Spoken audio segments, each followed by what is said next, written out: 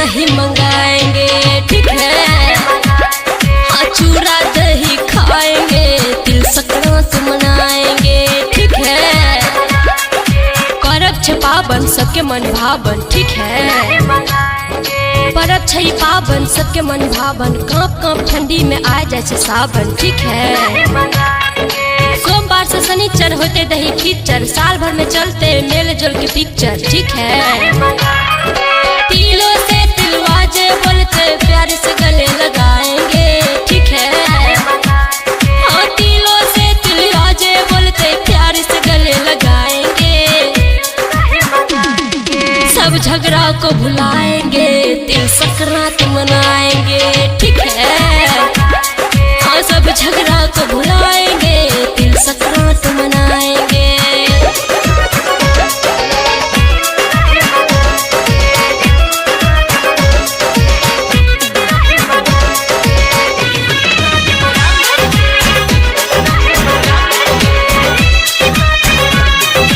अगल बगल वाली गोर हो या काली, ठीक है। अगल बगल वाली गोर हो या काली, सबके प्यार से भर देब थाली, ठीक है। आए दिन से हम सबके हंसेबे, रूसल होते जे तकरो मनेबे, ठीक है। रात में फिर चहटगर खिचड़ी खुदे हम बनाएंगे, ठीक है। हाँ रात में चहटगर खिचड़ी खुद हम बनाएंगे, सब मिलजुल के खाएंगे, तिल संक्रांत मनाएंगे, ठीक है। हाँ सब मिलजुल के खाएंगे, तिल संक्रांत मनाएंगे, ठीक है।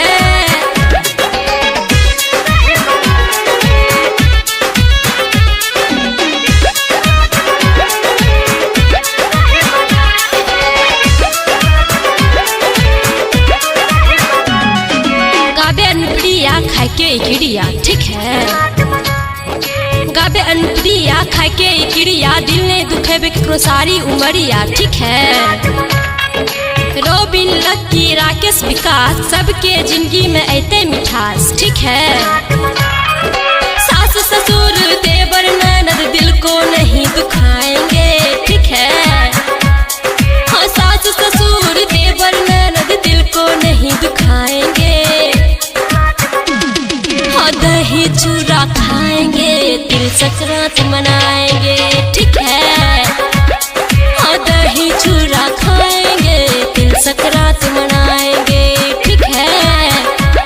हाँ नंदी से पंचौआ दही अब के नहीं मंगाएंगे, ठीक है। तिलकुट एक नंबर और तिलवा सुपर फेमस लाएंगे, दिल भर को फोन घुमाएंगे, प्योर दही मंगाएंगे, ठीक है।